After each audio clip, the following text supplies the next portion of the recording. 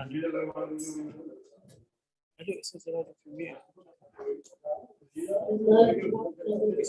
بالله من الشيطان الرجيم. بسم الله الرحمن الرحيم. عن جابر بن عبد الله الأنصاري عن فاطمة الزهراء عليه السلام بنت رسول الله صلى الله عليه وآله وسلم قال: سمعت فاطمة أنها قالت: دخل علي أبي رسول الله في بعض الأيام فقال: السلام عليك يا فاطمة. فقلت: وعليك السلام. قال: إني أجد في بدني ضعفا.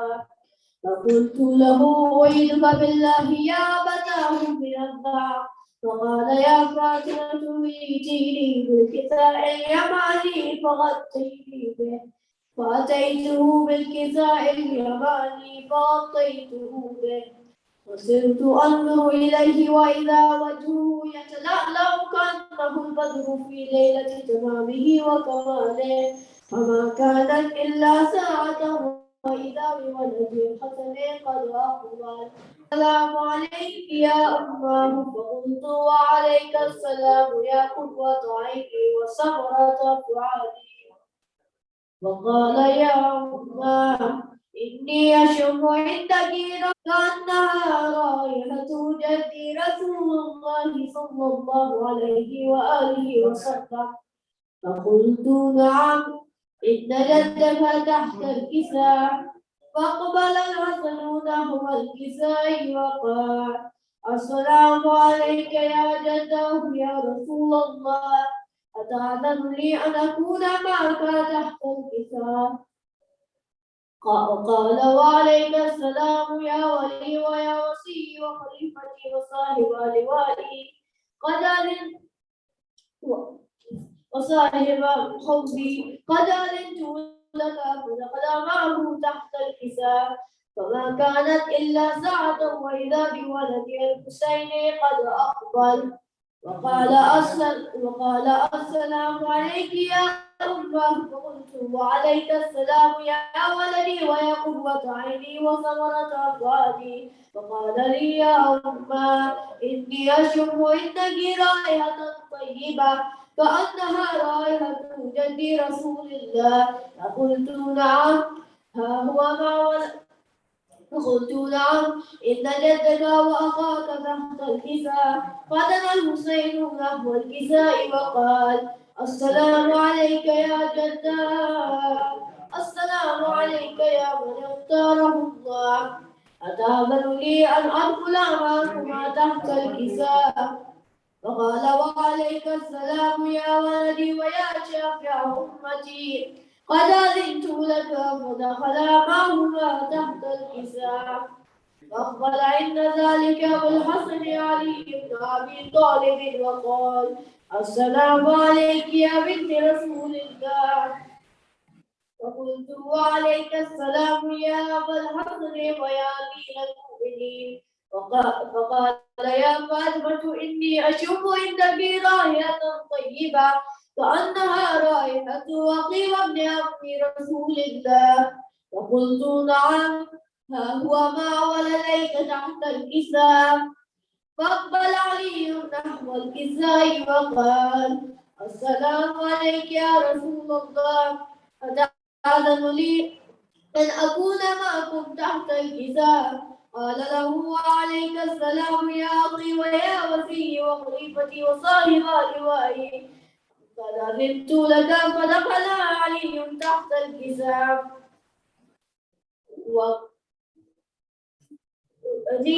الكساء ثم أتيت نحو الكساء فقلت: السلام عليك يا أبتاه يا رسول الله، أتأذن لي أن أكون معكم تحت الكساء؟ قال: وعليك السلام يا بنتي ويا بناتي، قد أذنت لك. فدخلت تحت الكساء، ولما اكتملنا جميعا تحت الكساء أخذ أبي رسول الله بطرفي الكساء وأوضع بيده اليمنى إلى السماء وقال: اللهم إن هؤلاء أهل بيتي وخاصتي وهامتي ولحمهم لحمي ودمهم دمي، يؤلمني ما يؤلمهم ويحزنني ما يحزنهم. عدوا كل من هارب الصبور وسلم لمن صالحه وعدو لمن عاده ومحب لمن أحبه إنهم مني وأنا منهم واجعل صلواتك وبركاتك ورحمتك وغفرانك ورضوانك علي وعليهم وأذهب عنهم الرجس وطهرهم تطهيرا. اللهم صل على محمد. فقال الله عز وجل يا ملائكتي ويا سكان سماواتي إني ما خلقت سماء مبنيا ولا أرضا منهية ولا قمرا منيرا ولا شمسا مذيعة ولا فلكا يدور ولا بحرا يجري ولا فلكا يسري إلا في محبة هؤلاء الخمسة الذين هم تحت الكساء. فقال أمين جبريل يا ربي ومن تحت الكساء؟ وقال عز وجل هم أهل بيت النبوة ووالدهم رسالهم فاتحة وأبوها وبعضها وبنوها. اللهم صل على محمد وعلى وقال جبريل يا ربي أتعلمني أن أحبط إلى الأرض ليكون معهم سادسا. فقال الله نعم قد أذنت لك. فهبط الأمين جبريل وقال السلام عليك يا رسول الله. العلي الأعلى يقرئك السلام ويمسك بالتحية والإكرام ويقول لك وعزتي وجلالي إني ما خلقت سماء مبنيا ولا أرضا مبنية ولا أرضا منهية ولا قمرا منيرا ولا شمسا مذيعة ولا فلكا يدور ولا بحرا يجري ولا فلكا يسري إلا لأجلكم ومحبتكم وقد أذن لي أن أدخل معكم فهل تعلم لي يا رسول الله؟ وقال رسول الله وعليك السلام يا عبيد وجه الله إنه نعم قد أذنت لك. فدخل جبريل معنا تحت الكساء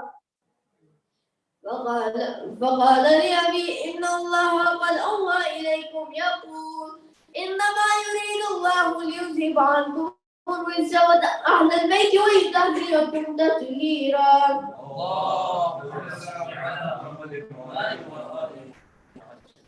فقال علي لأبي يا رسول الله أخبرني ما لجلوسنا هذا تحت الكساء من الفضل عند الله. وقال النبي صلى الله عليه وآله والذي بعثني بالحق نبيا واصطفاني بالرسالة نبيا ما ذكر خبرنا هذا في محفل من محافل أهل الأرض وفيه جمع من شيعتنا ومحبينا إلا ونزلت عليهم الرحمة وعمتهم الملائكة واستغفرت لهم إلى أن يتفرقوا. فقال علي إليه السلام إذا والله كنا وبعد شيعتنا قالوا وسعدوا في الدنيا والآخرة ورب الكعبة.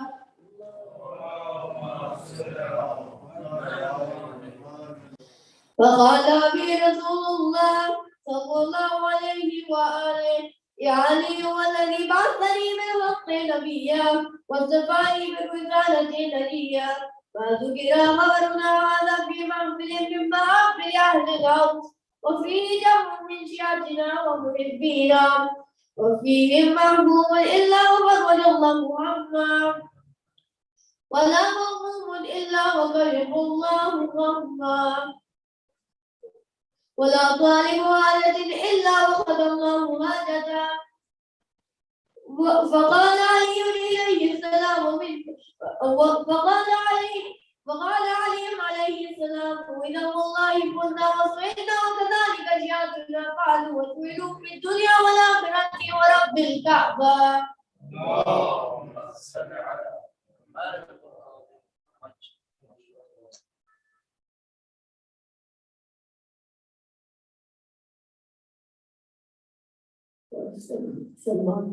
اللهم صل على محمد وعلى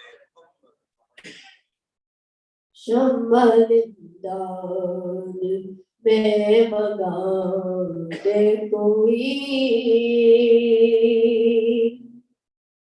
आखिरी रात है सकीना की, सकीना अलविदा,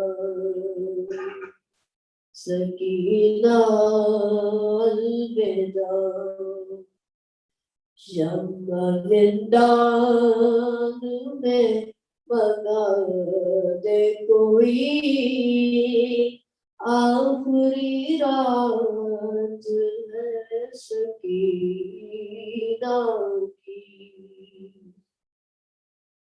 जा रही है हुसैन की बेटी, जा रही है हुसैन की बेटी, आखिरी रात है सकीना की। शम्मा जिंदान में बगा दे कोई, आखिरी रात है सकीना की। ये जो गर्दन पे है रस्म का निशान, साथ तुरबत में इसकी जाएगा, कोई उम्मे राका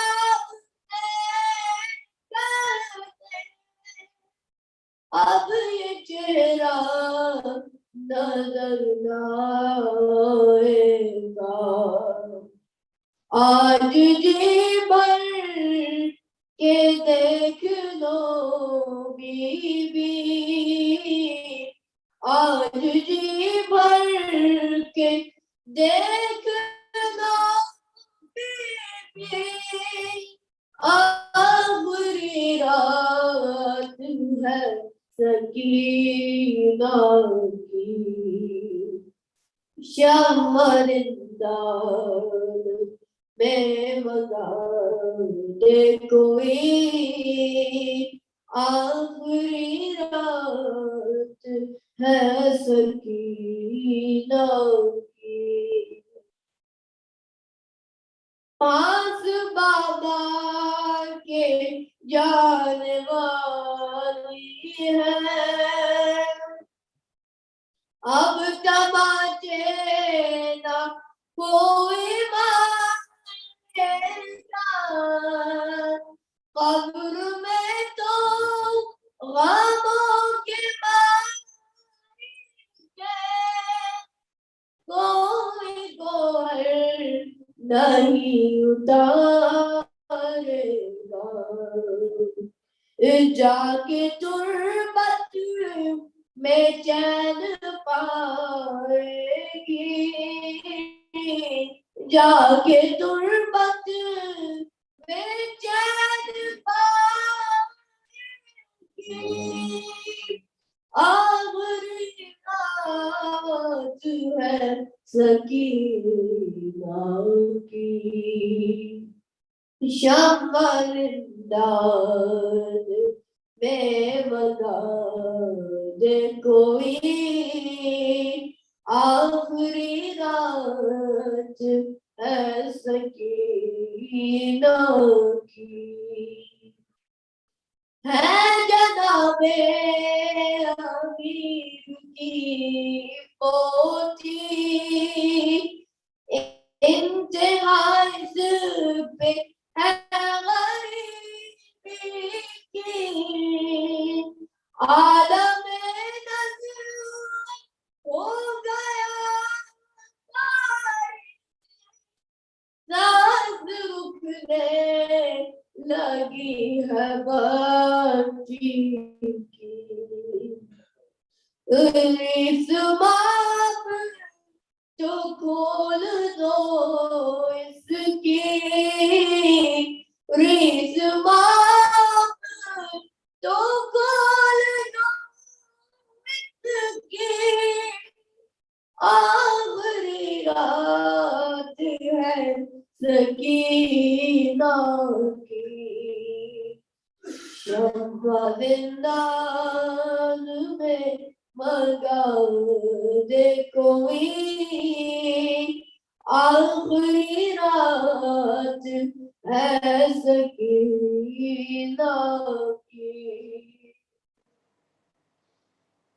रोने वाली के चलती सांसों को आज इस तरह रोका जाता है बंद हो जाए चोर गिरना तर शबीर लाया जाता है मुलाकात बाप बेटी की है मुलाकात बाप बेटी की आखिरी रात है सकीना की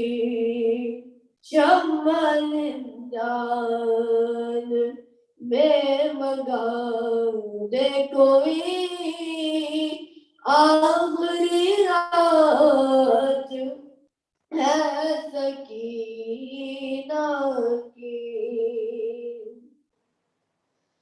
शोर ये बेड़ियों का कहता है कोई उठता है कोई गिरता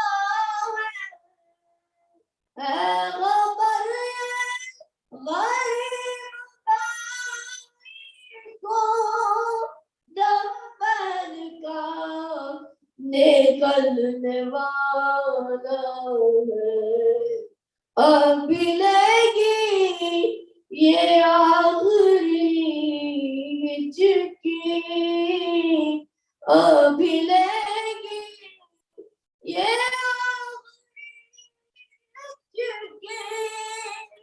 आखिरी रात है सकीना की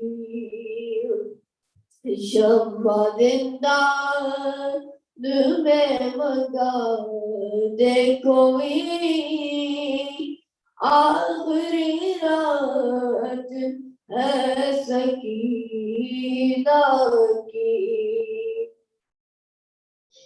कैसा मंजर था कैद में अकबर चार जानिब था शोर गिरा लाके सजा लगी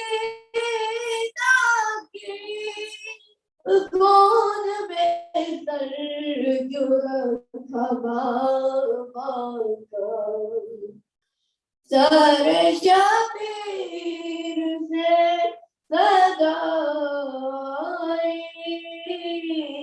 सर शबीर से सदाई आखिरी रात है सकीना की शम्बरिंदान में मगा दे कोई आखिरी रात है सकीना की सकीना अलविदा सकीना अलविदा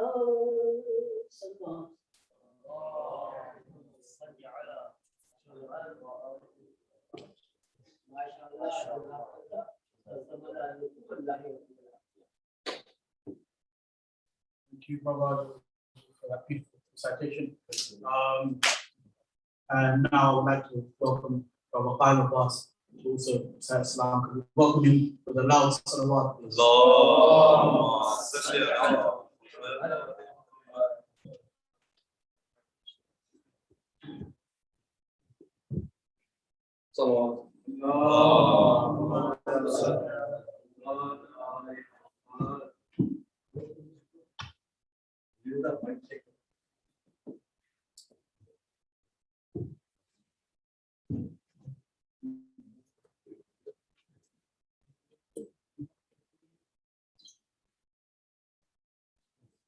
सलावत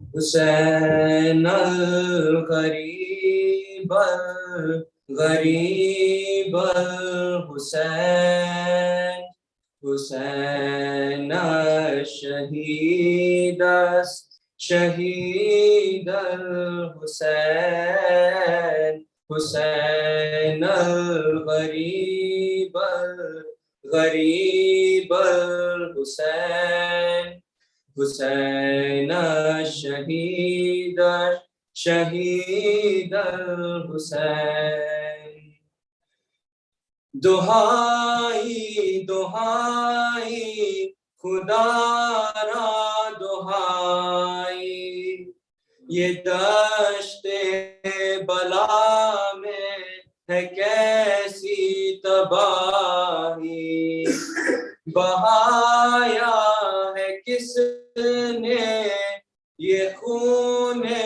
मोहम्मद क़यामत ये ढाई है किसने लाही जवानों बुजुर्गों को मारा गया है शहीदों में शामिल है नन्हा सिपाही हुसैन गरीब गरीब हुसैन हुसैन शहीद शहीद हुसैन किया जश्न बरपा यूं अहले हवस ने शहीदों के लाशों पे डंके बजाए जला डाले आले मोहम्मद के ख़ैमे सकीना के मुंह पर तमाचे लगाए जो बीमार था उसका बिस्तर न छोड़ा नबी ज़ादियों पर भी दुर्रे चलाए हुसैन गरीब गरीब हुसैन हुसैन शहीद शहीद हुसैन उठी अपने मरकद से बिन्ते मोहम्मद सियाह शब की चादर में चेहरा छुपा कर गई करबला में तो उसने ये देखा है बोसीदा कुर्ते में एक लाश बेसर बदन सारा तीरों से छलनी पड़ा है लहू में है डूबा हुआ सारा पैकर हुसैन गरीब गरीब हुसैन हुसैन शहीद शहीद हुसैन तड़प कर वो चिल्लाई शबीर बेटा लहू में नहाए हो सर भी जुदा है तबर किसने मारे है सारे बदन पर ये तीरों पे किसने जनाजा रखा है कहाँ है मेरा लाल अब्बास बोलो मैं पूछूंगी उससे ये कैसे हुआ है हुसैन गरीब हुसैन हुसैन शहीद हुसैन सदा सुन के ज़हरा की थर्राए गाजी जुदा तन से सर था तो शाने कटे थे गमो या सो हसरत में मजरूह मुज़तर कहे क्या के दरिया किनारे पढ़े थे सुए अल-क़माब जो बीबी ने देखा वफाओं के साहिल पे झंडे गड़े थे हुसैन गरीब हुसैन हुसैन शहीद हुसैन इधर दर्द गम की सताई थी ज़ैनब जो वहशत के जंगल में हैदर बनी थी कभी खाक उड़ाती कभी अश्क पीती जो कुनबे के पहरे पे तन्हा खड़ी थी सकीना के साका को आवाज देकर गमे शाहिदी में बुका कर रही थी हुसैन गरीब हुसैन हुसैन शहीद हुसैन सलाम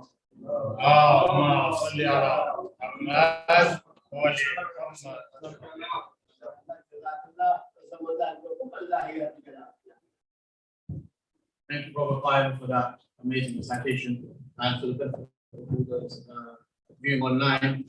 Just once again, want to remind you to, if you ever want to get involved in our programs, to contact our event organizer, give our Instagram a follow, and register to join for upcoming events.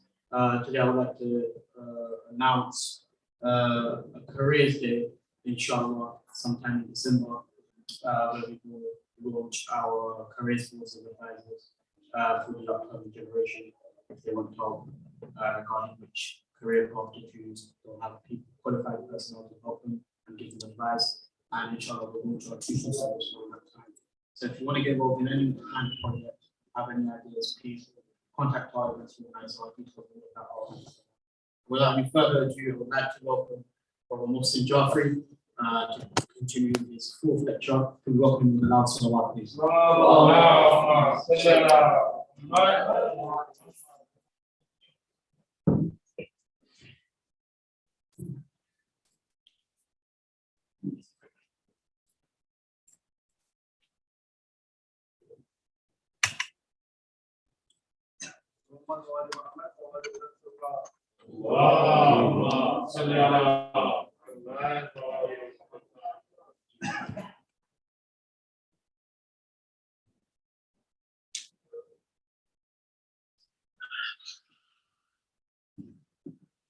We begin doing a baptism for all of the Shahada, all of the scholars that passed away, for all of the Mu'mineen of everyone in this session, and for all those who did not tell anyone to recite a Fatiha or word.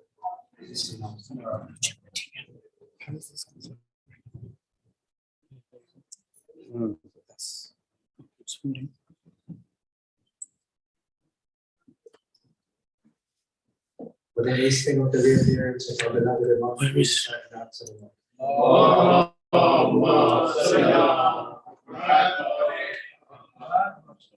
so that we may be among his true companions, his true followers, his true supporters. Please recite an even louder salawat.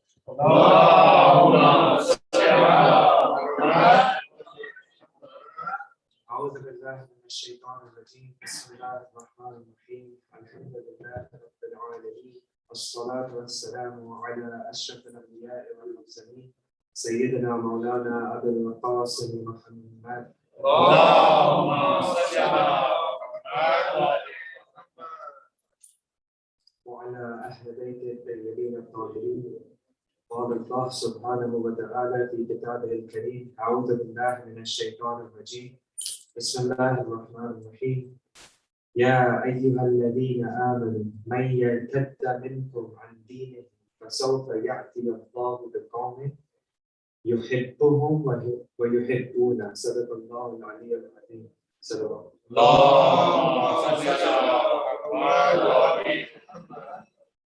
First and foremost, as always, we'd like to thank Allah for giving us the opportunity to continue with these sessions. We pray whatever is said and heard helps us gain proximity towards Himself, towards the Ahlul Bayt, and especially towards the beloved Imam of our time, for as an invitation to the beloved Imam of our time to this gathering and an invitation to the Shuhada. Please recite aloud the Salawat.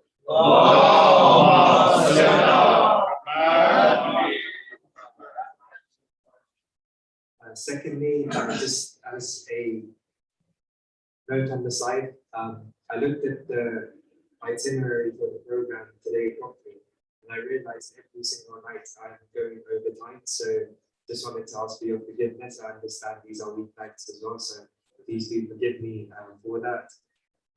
Another point of discretion, unfortunately, I'm not feeling too well, not COVID related, so no need to worry there. So I may have to cut tonight short by a bit, but I'll do my best to inshallah get us.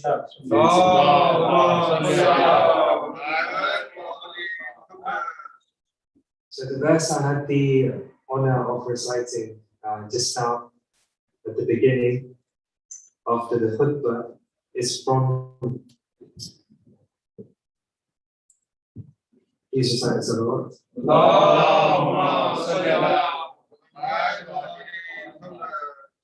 It's from chapter number 5, Surah Ma'idah, verse number 54, one of the most beautiful and most powerful verses in the Quran. It's one of those verses that I really think we should have it printed in gold and stuck somewhere prominent in our houses. There is so much to take away from this verse. Inshallah, tomorrow if I get the chance to focus more on it and open it up. The translation of the verse goes like this: O you who have faith, should any of you desert his religion, Allah will soon bring a people whom He loves and who love Him, who will be humble towards the faithful, stand towards the faithless, waging jihad in the way of Allah, not fearing the blame of any blame. That is Allah's grace, which He grants to whomever He wishes, and Allah is all bounteous and all knowing. Salawat.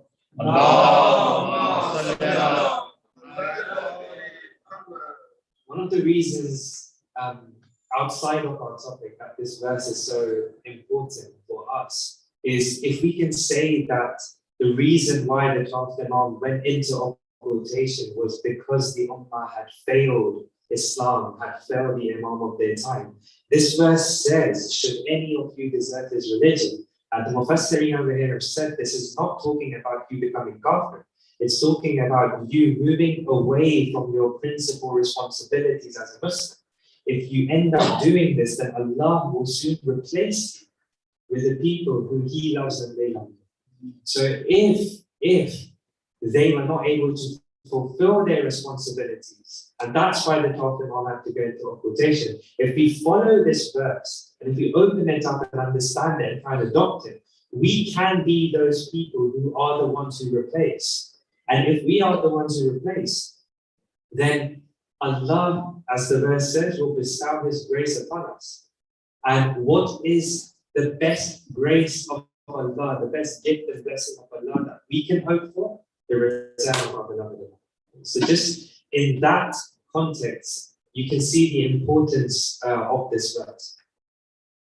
The reason why I have brought in this verse in regards to our discussion is because we were looking at the troubles that were in the face of our beloved fourth Imam, the problems he had to face, the difficulties, trials, and tribulations he had to face. And we can see that he came to a point where the Ummah had left. There was no one there to help. And essentially, what the Imam had to do was, because the people had left Islam, they had left their religion, they had left their responsibilities, he now needed to build up an environment and a system in which those people will be found. Which people? The ones that are mentioned in this verse, the ones who love Allah and Allah loves them. So, if you look at what's happened after Amirul Mu'mineen, you had our beloved second Imam who also held government until the treaty with Muawiyah was signed. So until this point, the situation was such that ultimately a lot of the factors which externally affect our viewpoints were in the control of the right people. So when you please recite salawat.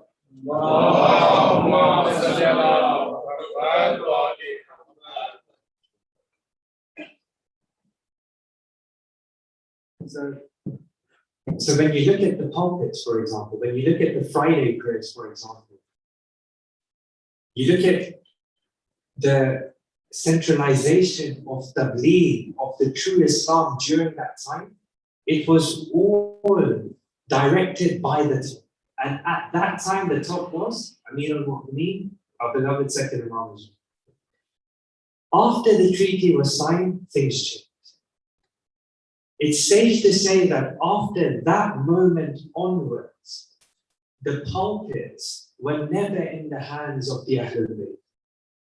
It's very important to remember this. The institutions, the structures, they were not in the hands of the Ahlul Bayt. They were in the hands of the enemies of the Ahlul Bayt. But what did the Ahlul Bayt do? How did they continue to build and strengthen the movement?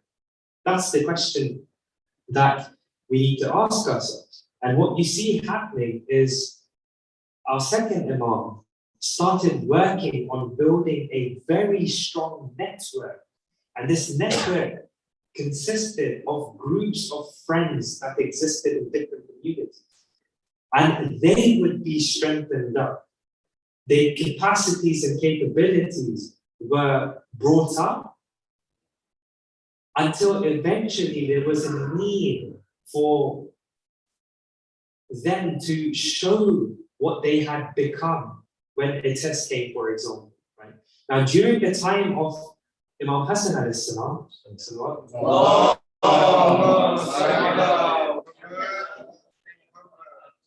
this test did not necessarily come to the extent where it was needed for the whole network to come up again, show their strength, and pass in an exam or a trial that they have to face. However, this did happen with Sayyid al-Shuhada. So during the time of Muawiyah, after our second Imam had become Shaheed, Imam Hussein alayhi salam carried on strengthening this network, carried on working with this network. And this network was living and breathing with his closest companions. It was going to their houses. It was those companions going to the houses of other companions and so on and so forth. Right? After Muawiyah had died and Yazid came into power, it was very clear that the conditions set in the treaty between our second Imam and Muawiyah were not going to be upheld. That's when the network was activated. Imam Hussein alayhi salam activated the network and they were going to rise up and fight against Yazid. Now, you have to remember, whenever a test comes, especially when we're talking about a wali of Allah on one side, right, and the people on the other side, know for sure that the wali, the ma'soom, especially in this case the imam, they will never fail. They are always victorious. They are always successful. They do what was their responsibility. But ultimately, for the desired result, the ideal result, the other side also needs to be the other side also needs to pass their test, their trials. If it was the case that the awliya of Allah were to do all of the work, then what was the need for so much pain and suffering and trials and tribulations for the prophets themselves, for the A'immah, for the people? Again, going back to what we discussed yesterday, that this world and this life is a place of test. It's a place of being examined, going through trials and tribulations. That's how we grow. If someone was to just wave a magic wand and everything was to happen, how will we grow? How will we progress? How will we develop? So the Imam was successful.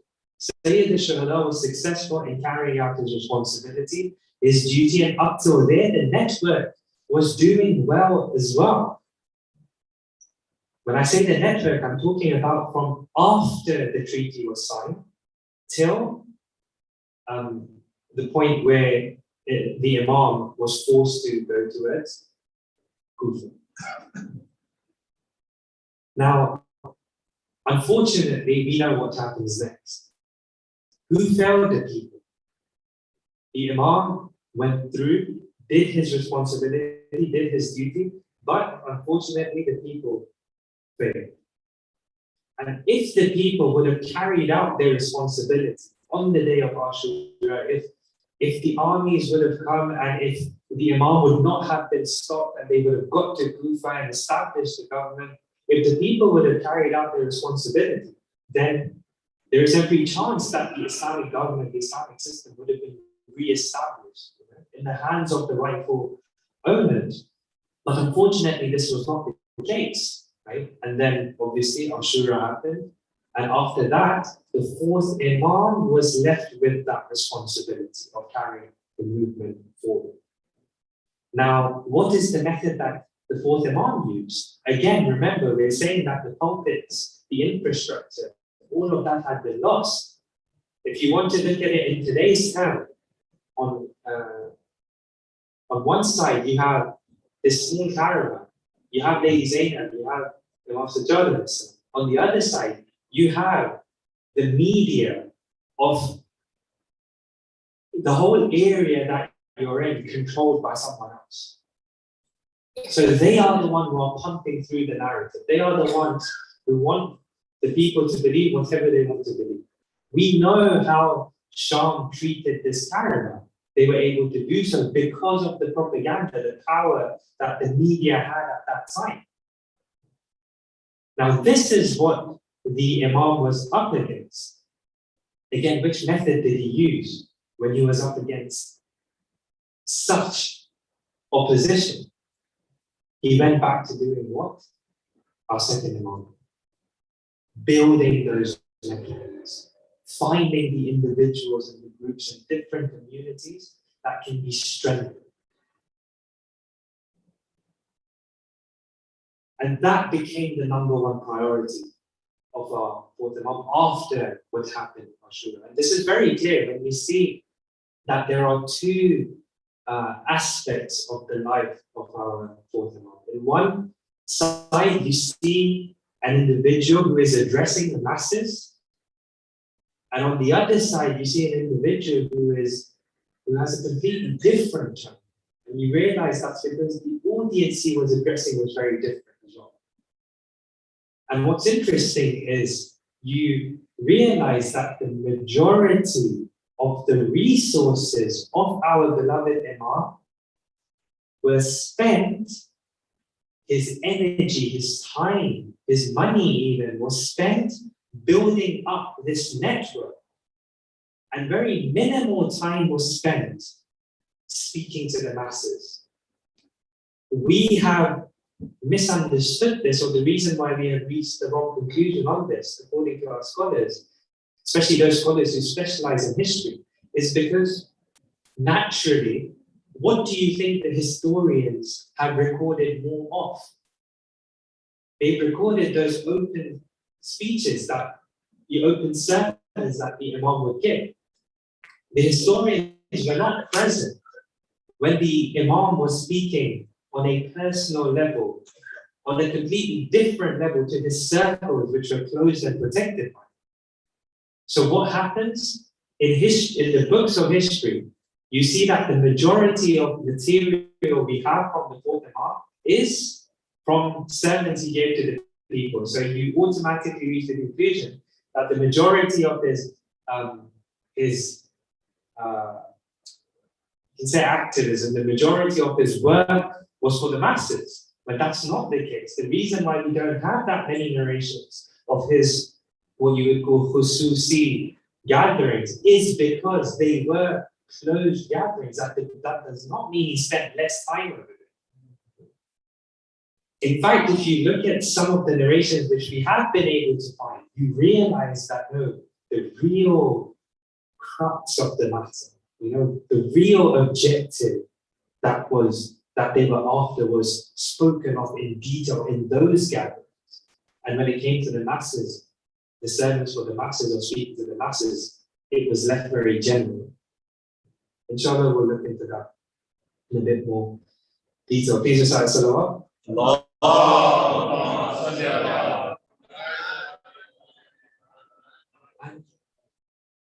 I would say this about the life of Amir al-Mu'mineen, and I would also say this about the life of the fourth Imam. It's very easy to get confused at what your responsibility is. Why? Because, okay, maybe potentially you can argue, and it's a very weak argument, but maybe potentially you can argue that our second Imam was different because he signed the peace treaty. As if he was not there in Siffin, as if he was not there in Jamal. But let's just say that. Right? Okay. The second Imam is different because he signed the peace treaty.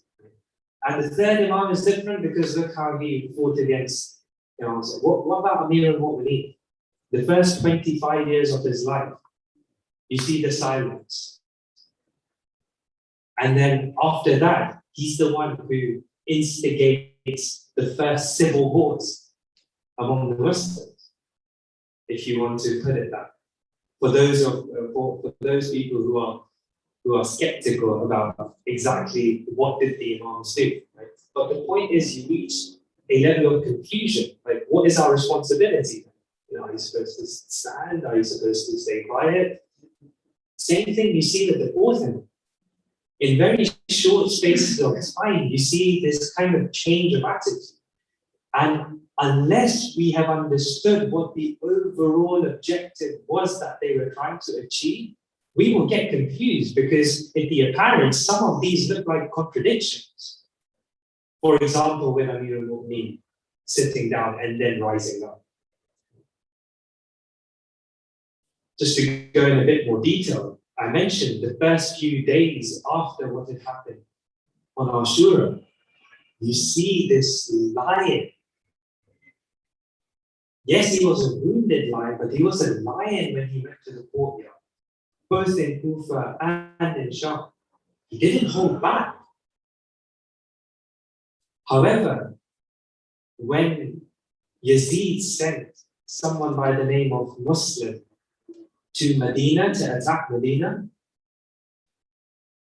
when this person was known to be someone who is beyond the evil, the expectation was that the Imam would rise up and fight against this individual. But that didn't happen. So on one side, you see the Imam in chains, weak, still not recovered from what's happened, standing like a lion and addressing the tyrants. On the other side, when he's in Medina, so his situation is a lot better in terms of his own personal well-being. You see that he does not rise up. You see that Muslim comes in and what happens in Medina happens, but he does not rise up. Why is that the case? And okay, fine, maybe you can argue those were two different individuals and then Muslim was someone else. with Abdul Malik Marwan, who was one of the worst of the Umayyad Khalifs when it comes to how far he would go from religion, even. Because the first year, at least they still pretended that Islam meant something. When it came to Abdul Malik, this wasn't the case. Islam, he didn't even pretend to give respect to the symbols of Islam, like prayers and fasting, Quran, and so on and so forth. With this one individual, you see that there are times where our fourth Imam addresses him with a lot of aggression, like attacking him. But then the same individual at other times, the Imam has a much softer approach. Why is this the case?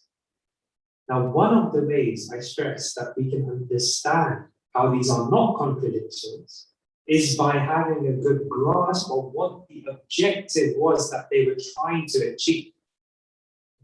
And again, we mentioned this previously, and unfortunately, I don't have enough time to open this up a lot over here. But remember how yesterday we spoke about the establishment of the divine system being the most wajib of wajibats, as mentioned by Imam Khomeini. Why? Because you're allowing an environment to be created in which the masses, not just individuals, the masses are going towards Allah.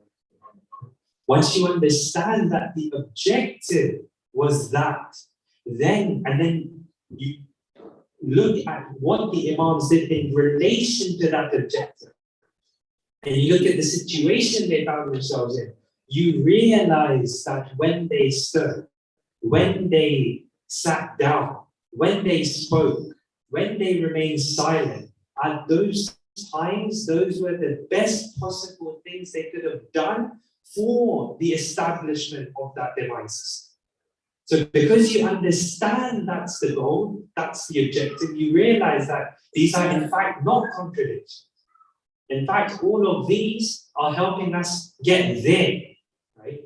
Now, I will make a point over here, and I think it's very important for me to stress over here, because what tends to happen is for those people who want to make use of the lives of the Ahlul Bayt to benefit their kind of viewpoint, they kind of pick out the stories that suit them, and the opposite side does that as well. So if you want to show how no, we should be okay with the establishment, the oppressive establishment, then you would pick out all of the stories which show that there's some, relationship being built or work being done between the Imams and those oppressive governments of their time. And then when you want to show that, you're supposed to fight against the oppressive governments, and you pick out the story of some of the Imams, and then you move forward with that. It's so important that we don't do. Remember, they are the yardstick, not what you want to achieve.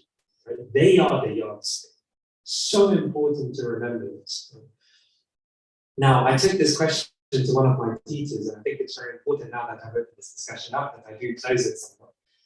I took this dilemma, you could say, to one of my teachers, and they gave a very good response, which I found very useful. They said that, look, understand first and foremostly what the primary position of Islam is. What is the primary position of Islam?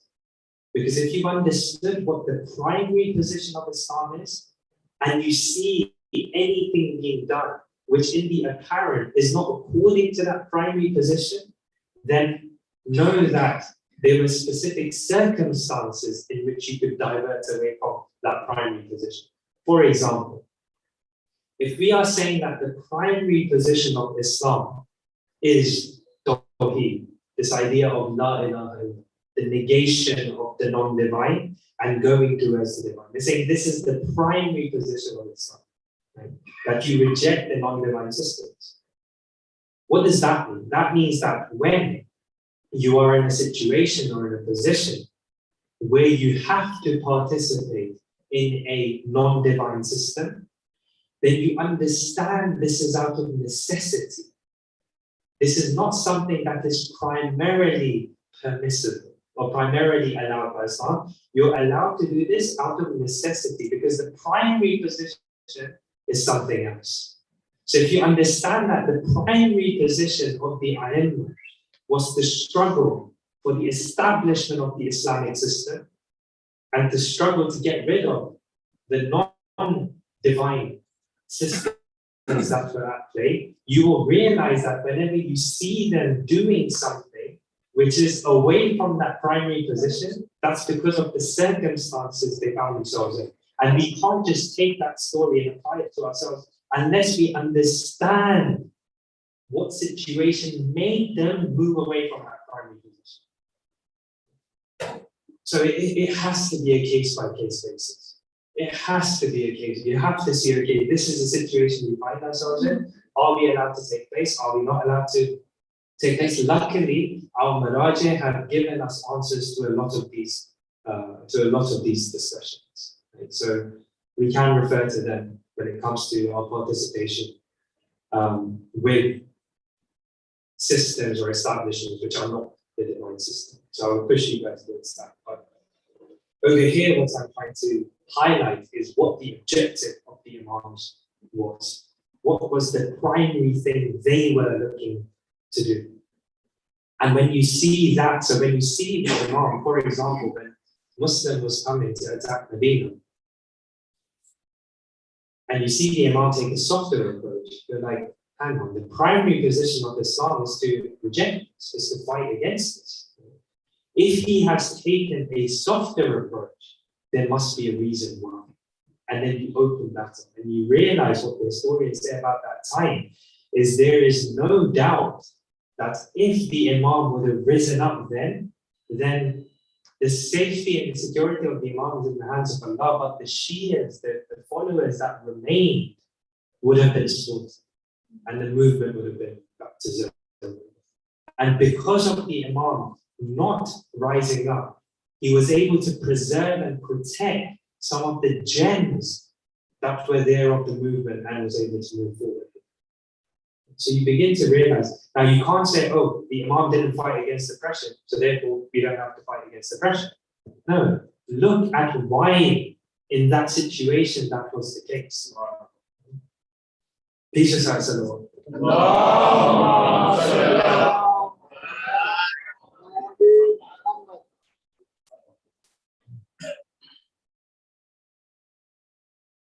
Please recite another salawat.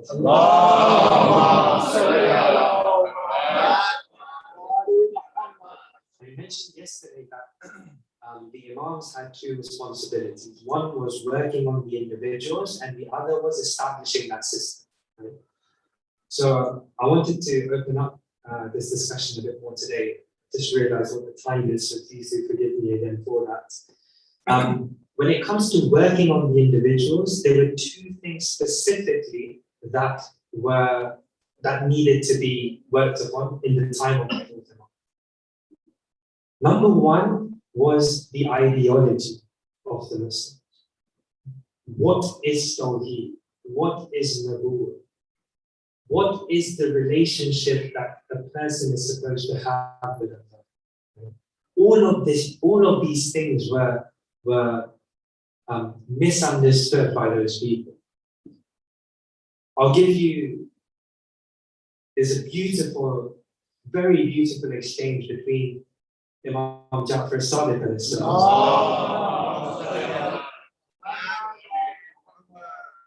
and I can't recall whether this was one of his companions or not, but a person came to him and said, why were Banu Umayyah able to do what they were able to do? And the response, you can literally spend a whole hour just on this response. The Imam said, because they created an environment where you could speak about Iman, but you could not speak about shirk. You could speak about Iman, but you could not speak about shirk. What does that mean? That means an environment at that time, during the time of the Prophet Imam, existed in which people may have understood, okay, Allah, and I need to pray, and all of those things. But when it comes to the rejection of the non-divine, the rejection of the vices, they had no clue. They wouldn't know shirk if it hit them in the face, and that is exactly what happened. They could not differentiate between right and wrong. Why? Because they did not recognize that what they were doing. For example, if I'm praying in a mosque so I don't have to go out in the battlefield, that means, for the sake of the Imam, that means you're not praying to Allah. You're praying and your God is your own safety and security. That is what happened. So, when it came to the Imam working on the ideology of the people, they needed to understand what Tawheed is again. They needed to understand what Nabuwa is again. I'll mention this as brief as I can. The concept of, a very important concept related to Nabuwa is that of Bi'athat. Right? Bi'athat. Like we have Eid al-Mab'ath, for example, the day when we celebrate the start of the mission of the Prophet. Ayatollah Khamenei, when he opens up this concept of Bi'asat, he says that Bi'asat means significant change, bringing about significant change. That's what Bi'asat means. So, for example, the Day of Judgment is known as Yawm al-Ba'ath. Why? What's the significant change? The dead will be brought back to life. So when we say that this is Eid al-Mab'ath, or the beginning of the mission of the Prophet, we're talking about the beginning of a significant change that is to happen. Now, if you understand prophethood to mean this, if you understand prophethood to mean this, then you would understand, as followers of this understanding of prophethood, you also have to be agents of bringing about significant change. But that was not the case. People were happy in the situation they found themselves. They did not want to rock the boat. They came to Sayyid al-Shuhada with suggestions. Maybe you can do this and we'll bring about a bit of reform here, we'll bring about a bit of reform there. Bi'athat is not reform, it's revolution. There's a difference between the two. So you can see this misunderstanding of Tawheed. You see this misunderstanding of Nabuwah, the relationship between a person and Allah. You see these misunderstandings taking place. And what was the role of the Imam? To correct these. Now, what played the biggest role in this? What we have known as Sahifa Sajjadiyya and Sahifa Quran, the collection of du'as and supplications of the Imam. Now, with everything that I've told you so far, can you separate the socio-political struggle in Islam from the spirituality aspect of du'as and supplication? Impossible. Impossible.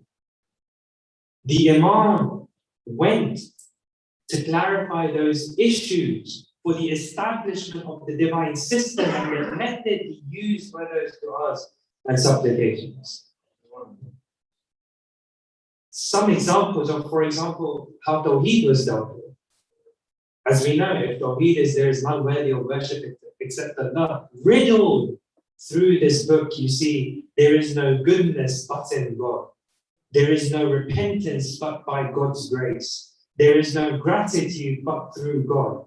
There is no patience without God's help. There is no knowledge but in God. And so on and so forth. What are these? Each one of those lines is a lesson of understanding Tawheed. It's a lesson of understanding that if you are putting your head down in front of anyone but Allah, then there's a problem. And we don't just mean you're not worshipping a tree. What is your end objective? Is your end Allah, or is it this time, or is it your safety? So on and so forth. This is what role Sahifa Sajjadiyya played in what the Imam had to do. The second duty of the Imam was clarifying the issue of leadership from two aspects. One was, what does Islamic leadership even mean? When we say someone has wilaya, someone has authority, what does that even mean? This was one side. And the other side was, okay, who are the people who are deserving of being in that position? And what are the roles and responsibilities, and what is this leadership? And then who are the people who are supposed to be in those positions? Again, you see this riddle through Sayyid Jaaferiya itself. Inshallah, tomorrow I'll have a chance to open this up further. Please recite it out.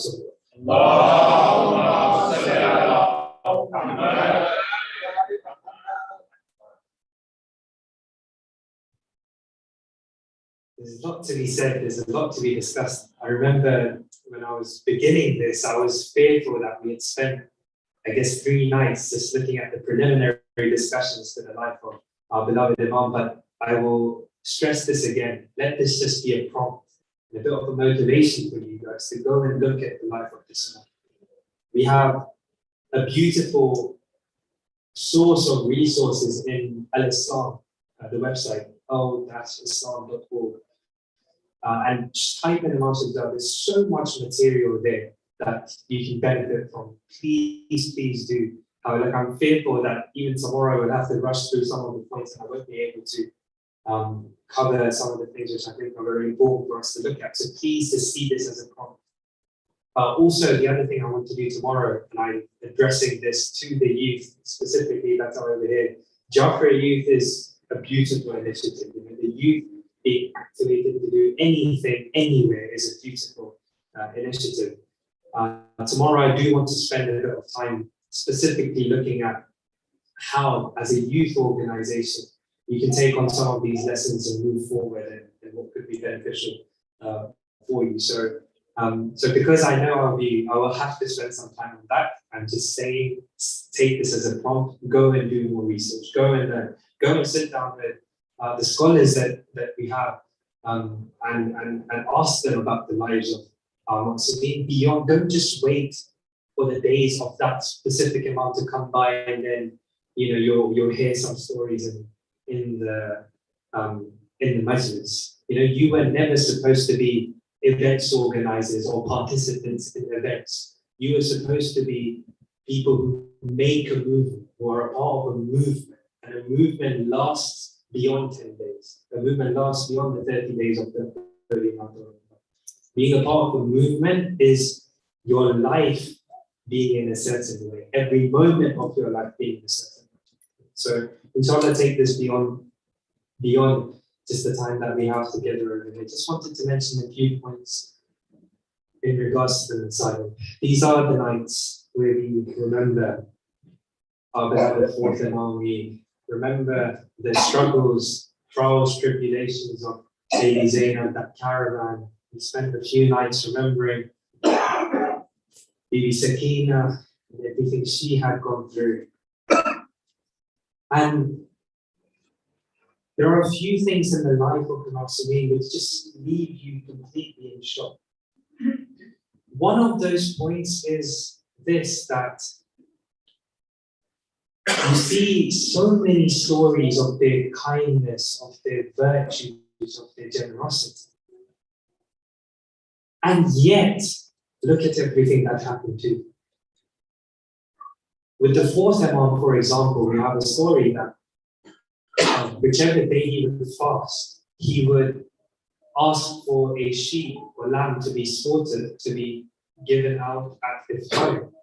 When the time for iftar would come, he would give out all of the meat, he would give out the rice, and in the end, he would just be left with a piece of dry bread and dates.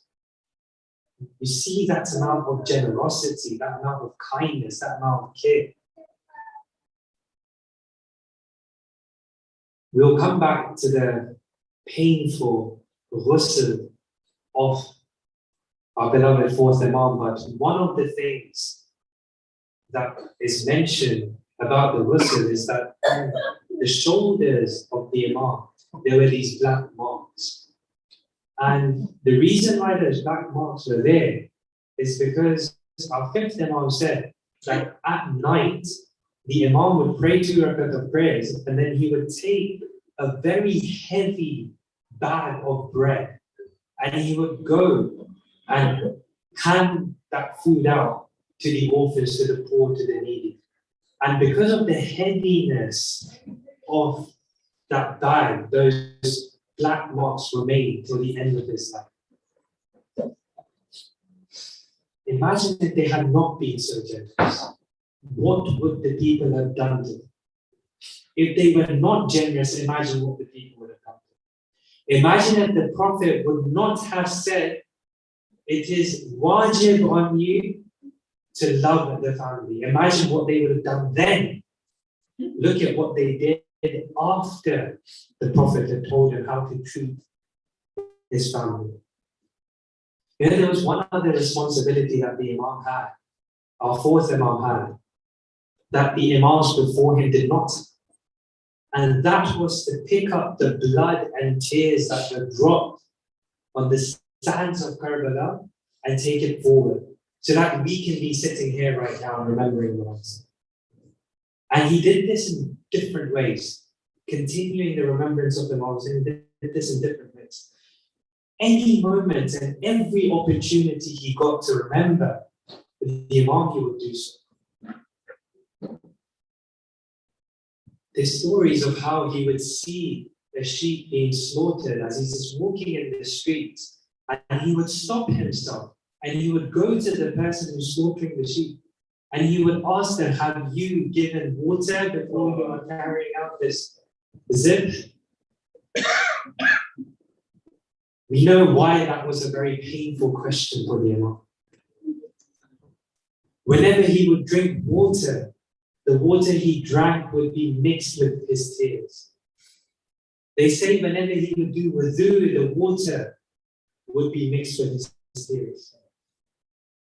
He would cry so much at so many different opportunities that there was this one point where one of his servants came to him, and out of love for the Imam, he was fearful at the state that he would see the Imam in. He asked him, he said to him, those days when you cry a lot have not come. Why are you crying so much now? And the Imam responded to him by reminding him the story of Hazrat Yaqub. He said, for Yaqub, his son was just lost. Being a prophet, he knew he had not died. But I saw so many pieces of my heart ripped up in front of me with these eyes. How can you ask these eyes to stop crying? Perhaps he was crying so much after Sham had happened. Because what's interesting about the time between Ashura and when they get to Medina is this crying of Imam Sajjad is not highlighted. But afterwards you see repeated stories. So perhaps he was crying so much after the events because of how difficult it was for him to cry during. And what does that mean? Crying under the cracking of the whips is not easy. Crying under the cracking of the whips is not easy. Remember, they say, and the fourth Imam himself narrates this, he says that whenever those na-mahrams would be looking at the faces of the women, and whenever a tear would drop from their eyes, they would hit the top of their heads with the tears. Crying under the cracking of the whips is not easy. Crying but making sure no one trips is not easy. Crying with open wounds, cut, dry lips is not easy. Crying with burning chains as the skin rips is not easy. And this is perhaps, at least physically, why he may not have been able to cry as much. Crying with spikes piercing your neck and hips is not easy. When Imam Muhammad Baqir as-salam arrived to give the ghusl for our beloved fourth Imam, he closed the door behind him. And the servant of the Imam, who was there behind, said, all of a sudden he heard loud cries. And the servant says that those cries were so heart-wrenching that I could not get myself to ask the Imam what had happened. But he said, afterwards, when I got the opportunity, I went to the Imam and I said, on that day when you started crying loudly, what had happened? Remember, crying with spikes facing your neck and your hips is not easy. The Imam responded by saying that when I took off the covering of the Imam, the wounds from the chains on his neck, the wounds from the chains on his wrists and his hips and his ankles were still there that I had to take care when I was pouring down the water. The soldiers were ordered to take heavy and rusty chains that had spikes on them. And the Imam was wrapped around with those chains from the waist, from the wrist, and the neck. Again, it's as if this sunnah was created by the enemies of the Ahlul Bayt against the Ahlul Bayt, that they will inflict those wounds upon the Ahlul Bayt that they will remain until the end of their lives. We remember the painful ghusl that was given by Amir al-Mu'mineen to Lady Zahra sallallahu alayhi. The Imam turned back and said, Fizza, go and tell the children not to cry. But Fizza went and quieted the children down. She heard Amir al-Mu'mineen start crying loudly. And she came back and said, Mawla, you told me to tell the children to quiet them down, but now you are crying. Amir al-Mu'mineen was standing there with his body and his head resting upon the wall. And he said that as I was giving ghusl, I did not realize how fresh the wound still was on the arms of Lady Zahra sallallahu alayhi. It had become a tradition with the enemies of the Ahlul Bayt to leave wounds upon the Ahlul Bayt that remain to the Ala la'natullah ala al-qawmi al-zalimeen. Inna lillahi wa inna ilayhi raji'un. Ya Hussein, Ya Hussein, Ya Hussein, Ya Hussein, Ya Hussein, Ya Hussein, Ya Hussein, Ya Hussein, Ya Hussein, Ya Hussein, Ya Hussein, Ya Hussein, Ya Hussein, Ya Hussein,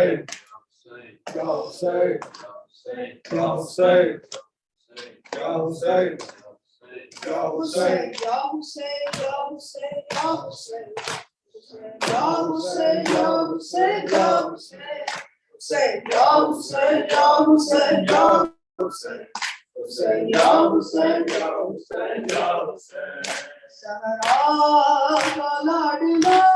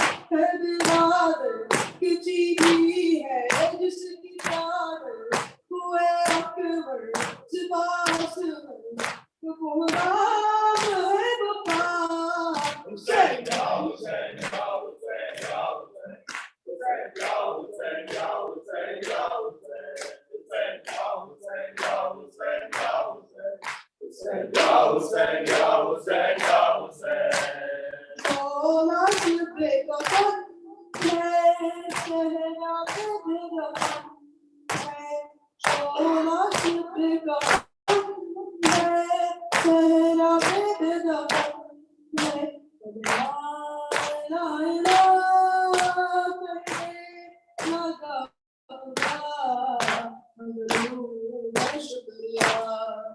मगरूर शुक्रिया तूरे दौर है तू साबिर है कि सजदे में तेरा सर है तू अहमद का खुद बर है तू दीन की वफा Hussein, Ya Hussein, Ya Hussein, Ya Hussein. Hussein, Ya Hussein, Ya Hussein, Ya Hussein. Hussein, Ya Hussein, Ya Hussein, Ya Hussein. Hussein, Ya Hussein, Ya Hussein, Ya Hussein.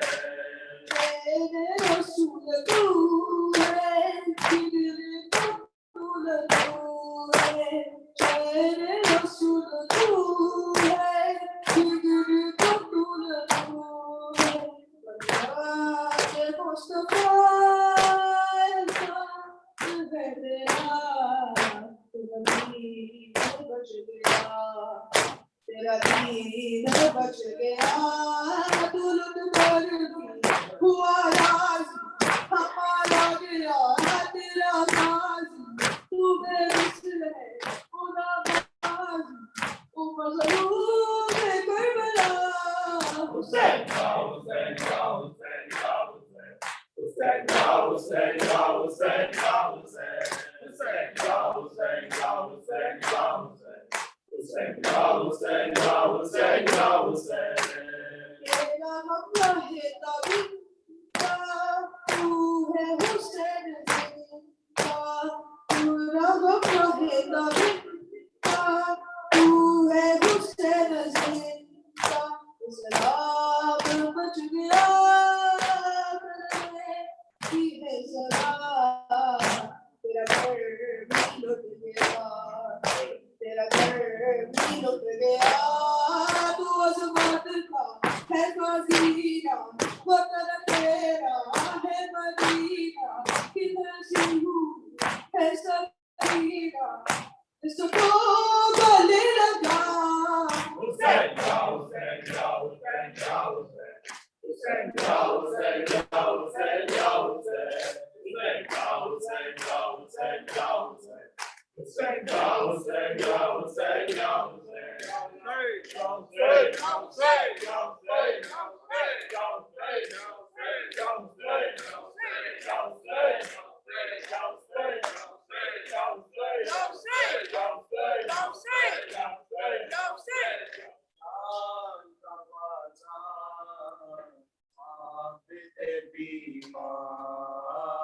शाम का बाजार आबिद बीमार शाम का बाजार आबिद बीमार शाम का बाजार आबिद बीमार पाँव में बेड़ी तो पे गिरा बार शाम का बाजार आबिद बीमार शाम का बाजार आबिद बीमार भूलेगा ना वो मंजर मेरे पे सरे सरवर भूलेगा ना वो मंजर मेरे पे सरे सरवर भूलेगा ना वो मंजर मेरे पे सरे सरवर भूलेगा ना वो मंजर मेरे पे सरे सरवर बलवे में फुटी मादर और मैं तुम्हारे को आबिद बीमार शाम का बाजार आबिद बीमार शाम का बाजार आबिद बीमार आवे मेरी आवे गिरा शाम का बाजार आबिद बीमार शाम का बाजार आबिद बीमार बाजार की भाई कोटों पे तमाशाई बाजार की भाई कोटों पे तमाशाई बाजार की सेवाई कोटों पे तमाशाई बाजार की सेवाई कोटों पे तमाशाई बाजार की सफाई और आलम तन्हाई मोके का सोला आबिद बीमार शाम का बाजार आबिद बीमार शाम का बाजार आबिद बीमार पाँव में मेरी पाँव में गिरा मार शाम का बाजार आबिद बीमार शाम का बाजार आबिद बीमार दरबार में सरोरिया आते हैं हरम फिरिया दरबार में सरोरिया आते हैं हरम फिरिया दरबार में सरोरिया आते हैं हरम फिरिया दरबार में सरोरिया आते हैं हरम फिरिया तुम्हें लगाए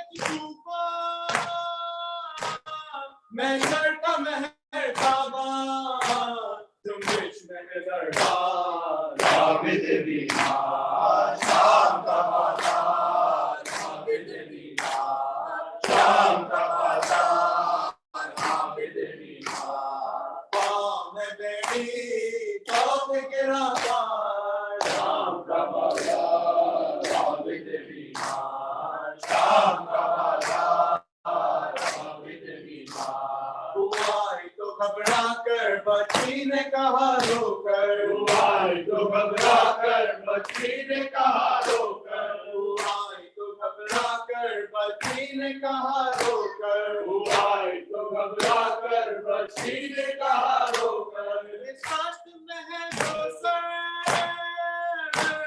वो तो है सरे परवर कैसे करूं दीदार आबिद बीमार शाम का बाजार आबिद बीमार शाम का बाजार आबिद बीमार पाँव में बेड़ी तो में गिरा बार शाम का बाजार आबिद बीमार जाओ से जाओ से जाओ से जाओ से जाओ से जाओ से जाओ से जाओ से जाओ से जाओ से जाओ से जाओ से जाओ से जाओ से जाओ से जाओ से जाओ से जाओ से घबराई है ज़रा आया है मदीना घबराई है ज़रा आया है मदीना घबराई है ज़रा आया है मदीना घबराई है ज़रा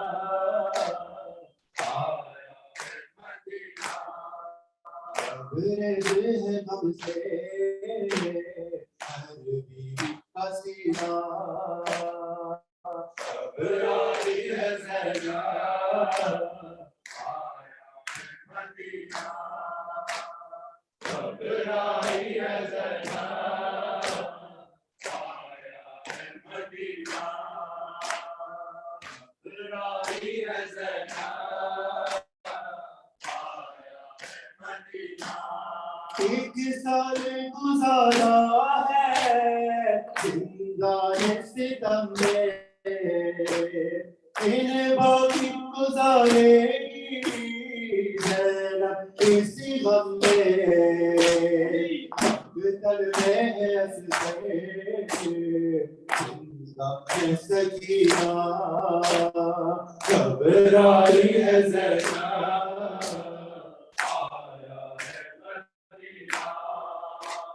घबराई है ज़रा आया है मदीना घबराई है ज़रा आया है मदीना अहले मदीना तू खामोश ही रहना ज़ैनब से खुदा तू एक लफ्ज़ न कहना से बची है वो देगी हसीना घबराई है ज़रा आया है मदीना घबराई है ज़रा आया है मदीना घबराई है ज़रा आया है मदीना ये सोच के रोती है बीमार है सुबरा हर फर्ज के बारे में अब भूखेगी दुनिया ऐसा ना हो सुन के मर जाए हसीना घबराई है ज़रा आया है मदीना घबराई है ज़रा आया है मदीना घबराई है ज़रा आया है मदीना हर बात बता दूंगी जब पूछेगी सुबरा बालों की सफेदी का बदला वो सब क्या आए थे तो बहते जिंदगी में जीना घबराई है ज़रा आया है मदीना घबराई है ज़रा आया है मदीना घबराई है ज़रा आया है मदीना हुजरों में जो जाऊंगी मैं और तो मोहम्मद के इस दिल को रुलाएंगे बच्चों के खिलौने शिद्दत हमसे हट जाए कहीं ना घबराई है ज़रा आया है मदीना घबराई है ज़रा आया है मदीना घबराई है ज़रा आया है मदीना सब कुछ तो लुटाई परदेस में ज़रा मज़लूमा मुसाफिर ये आज के करेला भाई के अब तो वक्त है जीना घबराई है ज़रा आया है मदीना घबराई है ज़रा आया है मदीना घबराई है ज़रा आया है मदीना ज़ैनब के ख़यालों में आवाज़ ये आई सहमे से उतर कर जा के सदा दी दिल धारे नबी तो मदीना घबराई है ज़रा आया है मदीना घबराई है ज़रा आया है मदीना घबराई है ज़रा आया है मदीना वो आबिदे बीमार था वो आबिदे बीमार था चलने से जो लाचार था चलने से जो लाचार था और शाम का बाजार था और शाम का बाजार था और मुस्तफा की बेटियां मौला फातिमा या हसन या हुसैन मौला फातिमा या हसन या हुसैन मौला फातिमा या हसन या हुसैन या हुसैन या हुसैन या हुसैन ओ शबीर की औलाद शबीर की औलाद की सीने पे जो शाह के पली, सीने पे जो शाह के पली, जिसकी अबा पर में चली, जिसकी अबा पर में चली, वो अलकमा जो के निशान, मौला हक माँ या हसन या हुसैन, मौला हक माँ या हसन या हुसैन, मौला हक माँ या हसन या हुसैन, या हुसैन, या हुसैन, या हुसैन, या हुसैन।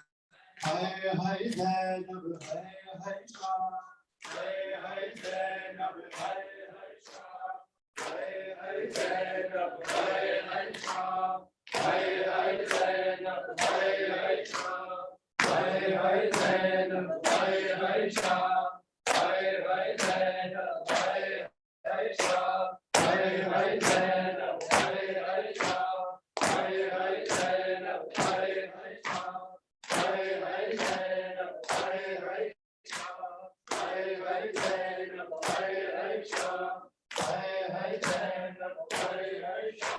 मोहम्मद व आले मोहम्मद सल्लल्लाहु